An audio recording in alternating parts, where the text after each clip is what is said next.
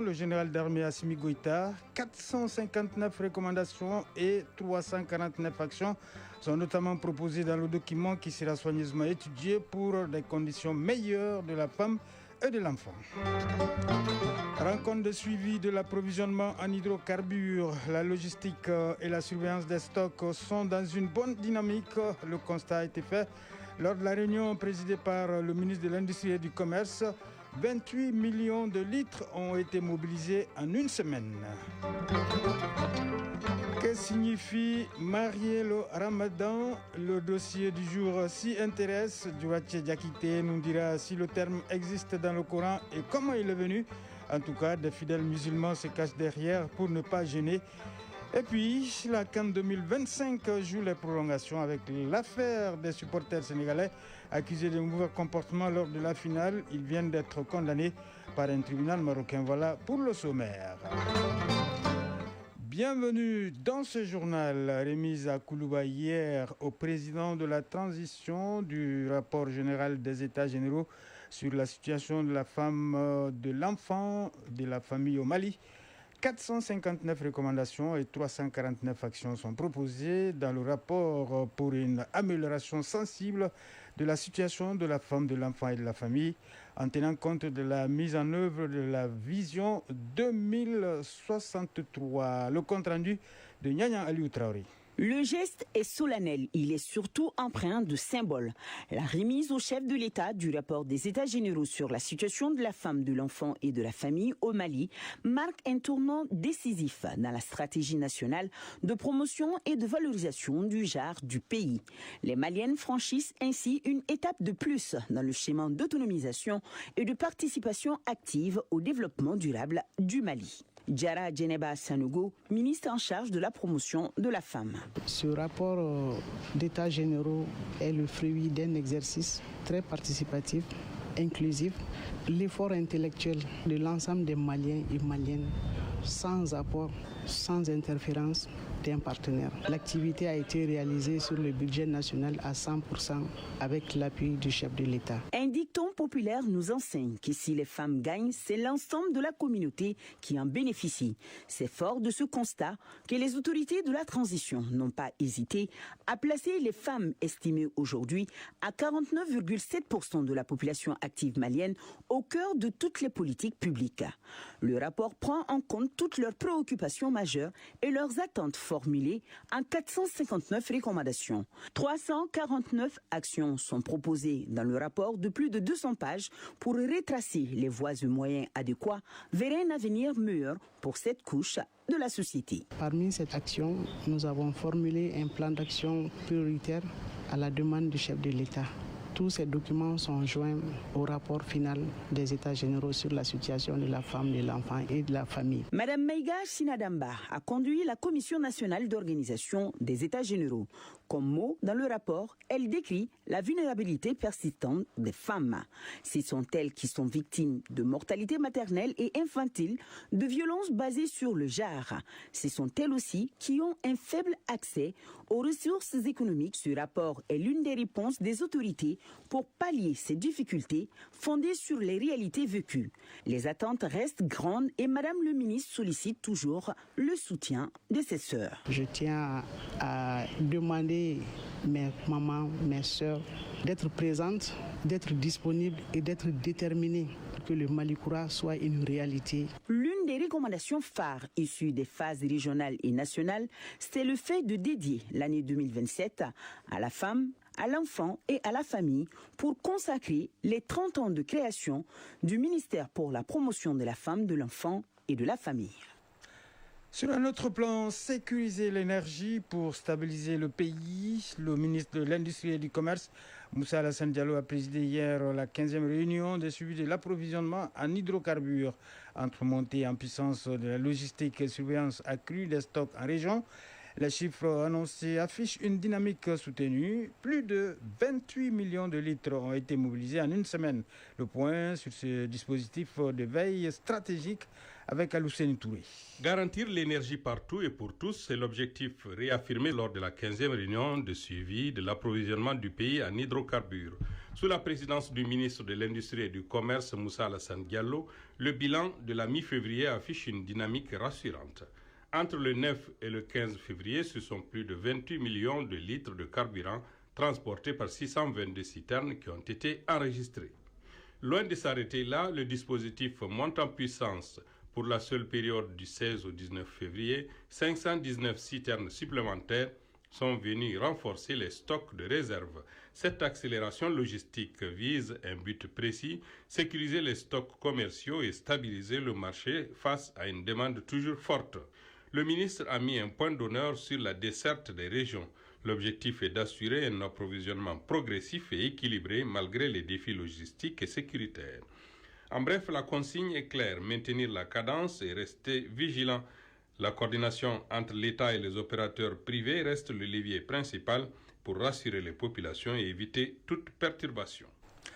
Le ministre de la Communication, de l'Économie numérique et de la modernisation de l'administration a présidé hier la cérémonie de remise de reconnaissance aux lauréats du concours organisé pendant la semaine du numérique 2025. Ce sont des startups et des PME qui se sont fait remarquer pendant la semaine du numérique à travers leur créativité et innovation. C'est la Direction générale des douanes qui a reçu le prix de l'administration publique la mieux digitalisée. Les détails avec Youssouf Diakité. Le projet de modernisation de l'administration publique à travers la digitalisation est en marche. Une des illustrations, c'est la remise d'attestation aux lauréats de la Semaine nationale du numérique.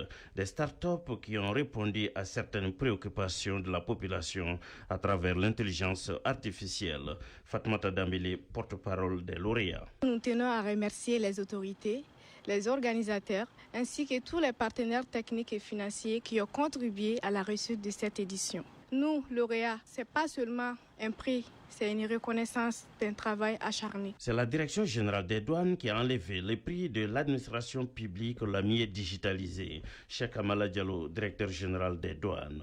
Depuis plus de 2 décennies déjà, la Direction générale des douanes s'est engagée dans un processus ambitieux de modernisation. Notre objectif a toujours été clair, accroître l'efficacité opérationnelle, renforcer la transparence et sécuriser les recettes de l'État. Le ministre de la Communication, de l'Économie numérique et de la modernisation de l'administration a saisi l'opportunité pour saluer la participation de qualité des startups et des petites et moyennes entreprises. Alhamdou Ag Ilien. La digitalisation de l'administration est une haute instruction donnée à tout le gouvernement par son Excellence le général d'armée Assimi Goïta, dont nous appliquons ici la vision. Parce que le chef de l'État a compris qu'aujourd'hui, la digitalisation, c'est le présent et c'est l'avenir. Et nous avons anticipé cette année en allant directement aussi à l'intelligence artificielle. Je voudrais ici féliciter les jeunes et leur dire que c'est sur eux que nous comptons. Et le département est entièrement à leur disposition. L'occasion était bonne pour annoncer la prochaine Semaine nationale du numérique devant se tenir en juin 2026.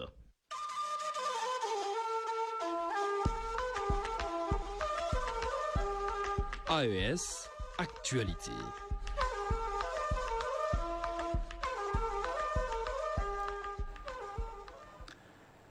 AES Actualité, première escale au Niger. La communauté musulmane du pays a entamé hier jeudi le jeûne du mois béni de Ramadan. À cette occasion, le Premier ministre Ali Maman Zein a livré un message dans lequel il a souhaité un bon mois de Ramadan à la Oumma islamique. Il est au micro de nos confrères de la radio nationale du Niger. Le mois béni de Ramadan est un moment de grande dévotion à Allah subhanahu wa ta'ala. Une période également pendant laquelle le Créateur suprême nous commande l'humilité, la maîtrise de soi, la patience, la solidarité, l'entraide et la modération. Le mois béni de Ramadan est également et surtout le mois au cours duquel Allah subhanahu wa ta'ala rétribue davantage nos prières et tous nos actes de dévotion. Aussi, le président de la République, chef de l'État, le général d'armée Abdrahman Chani, demande à l'ensemble de nos compatriotes d'intensifier les prières et les bonnes œuvres pour implorer Allah subhanahu wa ta'ala afin qu'il descende sa grâce et sa miséricorde sur l'ensemble de notre pays.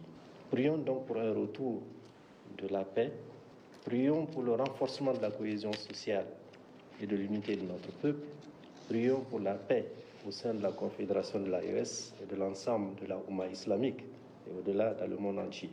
Qu'Allah subhanahu wa ta'ala agrée notre jeûne, exauce nos prières, pardonne nos manquements, qu'il bénisse notre pays, qu'il bénisse son peuple. Au Burkina Faso, à présent, les calendriers spirituels des communautés chrétiennes et musulmanes se croisent. Les fidèles chrétiens entament le carême tandis que les musulmans débutent le jeûne du Ramadan. Ces périodes consacrées à la prière, au jeûne et à la solidarité occupent une place importante dans la vie sociale et spirituelle au Burkina. Découvrons le sens de ces événements spirituels dans ce dossier signé Judikaël Kafando.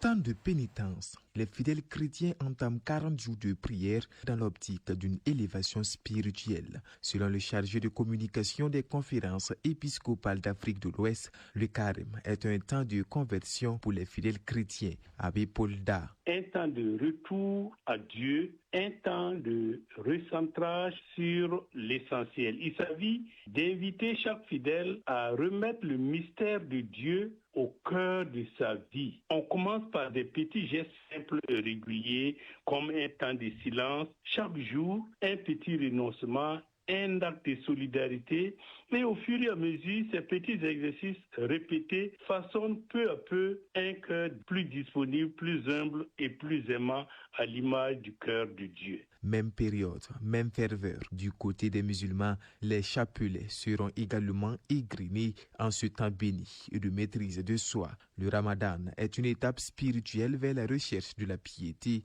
explique Imam Oumar Nikiema du Serfi. Il ne s'agit pas de penser que nous sommes en train de nous punir pour pouvoir arriver à Dieu. Dieu n'a pas besoin qu'on se punisse, qu'on se prive. Il s'agit pour nous de nous enorgueillir parce que Dieu a institué un moment qui nous permet de nous rapprocher de lui, un moment qui nous permet aussi de nous purifier de nos erreurs, de nos fautes. Cette coïncidence dans le calendrier religieux est perçue comme un signe divin, symbole de fraternité et de vivre ensemble. Nous pensons que c'est des moments de privation pour s'adresser à Dieu afin de lui demander, n'est-ce pas, d'apporter secours, d'apporter son soutien à notre pays à travers nos prières et autres. Je pense que c'est un moment où les prières vont coïncider. C'est vrai qu'on ne prie pas de la même manière, on ne dit pas les choses de la même façon. Mais ce moment de très grande spiritualité, de très grande dévotion est encore un autre moyen pour que, ensemble, la population du Burkina Faso puisse s'adresser à Dieu et pour lui demander, n'est-ce pas, de nous accorder la paix. La réalité du carême se décentre du cercle purement chrétien pour s'ouvrir à tout être humain. Parce qu'on ne peut pas être capable d'accueillir Dieu si on n'est pas capable d'accueillir l'homme tout court. Si nous nous accueillons les uns les autres, nous retrouverons cette humanité qui nous permettra de vivre ensemble en paix. En ce moment de recueillement, mais aussi de fraternité, les fidèles sont invités à intensifier leurs prières pour le retour de la paix au Burkina Faso. Radio Mali à Bamako et environ, 92 MHz en FM pour la chaîne nationale et 95.2 MHz en FM pour la chaîne 2.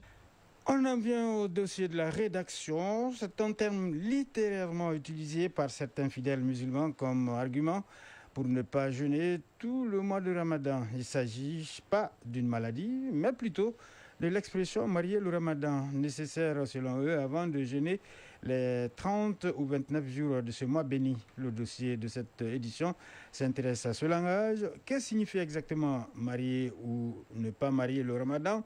Le terme existe-t-il dans le Coran? Comment est-il venu? Les éléments de réponse dans ce dossier signé Durache Diakité. De par son caractère religieux, le Ramadan est un mois pas comme les autres, durant lequel les fidèles musulmans doivent s'abstenir de manger et de boire du lever au coucher du soleil. Cette obligation religieuse n'est pas observée par beaucoup comme Oumar Koulibaly et Abi Togo. Âgés respectivement d'une trentaine et vingtaine d'années, ils s'engagent à jeûner seulement quelques jours. Pourtant, ils sont en bonne santé. La raison invoquée, ne pas marier le ramadan. Oumar Koulibaly est musulman. S'engager à jeûner tous les mois de ramadan en priant pour une bonne santé, c'est ce que signifie marier le ramadan. Habi Togo est musulmane. Je jeûne, mais pas tout le mois, seulement quelques jours. C'est le vrai sens du terme, ne pas marier le ramadan. Prochainement, je m'engagerai à jeûner tout le mois. Marier le ramadan serait synonyme de s'engager à jeûner les 30 ou 29 jours du mois béni selon nos interlocuteurs. À en croire cet autre musulman, marier ou ne pas marier le ramadan n'a aucun fondement religieux. Djakarija Bagayoko. Auparavant, on demandait aux petits-enfants de ne pas jeûner tous les mois de ramadan. L'année où ils parviendront à observer les 29 ou 30 jours, on dira alors qu'ils ont marié les ramadans et n'ont plus le droit de laisser un seul jour. Aboubakr Sissé est imam. Pour lui, l'expression marier ou ne pas marier le ramadan ne tient pas la route. Accepter ce devoir religieux est donc une obligation pour tout musulman en capacité de jeûner. Ces termes sont des croyances trompeuses et erronées sans aucun fondement en islam, dont les musulmans doivent se méfier. Le jeûne du mois de Ramadan est l'un des 5 piliers de l'islam et son jeûne est obligatoire pour tout musulman à l'âge de la puberté, qui est l'âge de la responsabilité religieuse. Et pour cela, il n'y a pas d'âge fixé car elle est relative. Et laisser intentionnellement le jeûne du mois de Ramadan est un crime et constitue l'un des grands péchés. Dieu a dit dans les sourates al-Baqarah, verset 183, « Ô vous qui croyez, le jeûne vous a été prescrit afin que vous atteigniez la piété et la conscience d'Allah. » En définitif, le Ramadan est une période de dévotion et de renouvellement spirituel pour consolider sa foi. Pour bénéficier de ces bienfaits, le musulman ne doit-il pas s'éloigner d'une pratique sans fondement religieux? Quelques mots de l'actualité hors de nos frontières. Cybercriminalité en Afrique, 651 cybercriminels arrêtés en moins de 2 mois, 4,3 millions de dollars saisis, soit plus de 2 milliards 395 millions de francs CFA, mais plus de 45 millions de dollars de préjudice, soit plus de 25 milliards 69 millions de francs CFA. C'est le bilan d'une opération d'envergure dans 16 pays d'Afrique annoncée et menée par Interpol en collaboration avec les polices locales. L'opération est dénommée Carton Rouge 2, qui a permis de démanteler d'importants réseaux de cybercriminalité, voire des milliers de victimes. Interpol indique qu'un crime sur 3 commis en Afrique est désormais lié à la cybercriminalité, indiquant également que ces réseaux ont été démantelés, notamment au Nigeria, en Angola, au Kenya, au Bénin, en Côte d'Ivoire ou au Cameroun. En Inde, le sommet mondial de l'intelligence artificielle IA, ouvert lundi dernier, se poursuit à New Delhi jusqu'à ce vendredi. Cet événement vise à promouvoir l'intelligence artificielle dans le pays et à rassembler des participants internationaux. La rencontre d'hier a réuni une centaine d'officiels, dont le président français Emmanuel Macron, les patrons de Google, OpenAI et Meta. L'Inde affiche l'ambition de passer à l'action en matière de régulation de l'intelligence artificielle et d'alternatives aux géants du secteur. Les participants ont appelé à garantir un accès universel à l'intelligence artificielle et à la mise en place des mesures pour encadrer son usage. L'IA doit appartenir à tout le monde et son avenir ne peut pas être laissé aux caprices de quelques milliardaires, a mis en garde Antonio Guterres, le secrétaire général de l'ONU. Le Premier ministre indien Narendra Modi a lui aussi appelé à ce que cette technologie soit accessible et inclusive. De son côté, le président français Emmanuel Macron a affirmé que l'Europe, un espace sûr, est déterminée à continuer à définir les règles du jeu et à faire avec des alliés tels que l'Inde. La paille de sport, c'est tout de suite.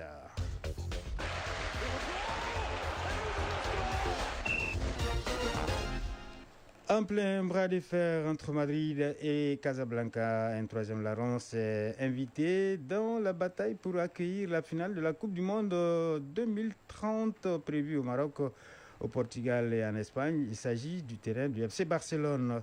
Le verdict dans l'affaire des supporters sénégalais au Maroc a été rendu hier, 19 février 2026. Ces peines varient entre 3 mois et 1 an de prison ferme. Et puis, championnat national de Ligue 1 professionnel, la 10e journée en retard s'est jouée hier et mercredi au stade Mamadou Konaté. On fait le point de tout cela avec Isaac Tuni. Football, championnat national de Ligue 1 professionnel. En match en retard au compte de la 10e journée, hier après-midi, au stade Mamadou Konaté, le Samanel de Bamako a battu l'ISFAS par le score de 1-0. Toujours au compte de cette 10e journée en retard, Djoliba a battu Binga FC par le minimum de 1-0, c'était mercredi. Il faut dire que le championnat national de Ligue 1 professionnelle est à sa 13e journée.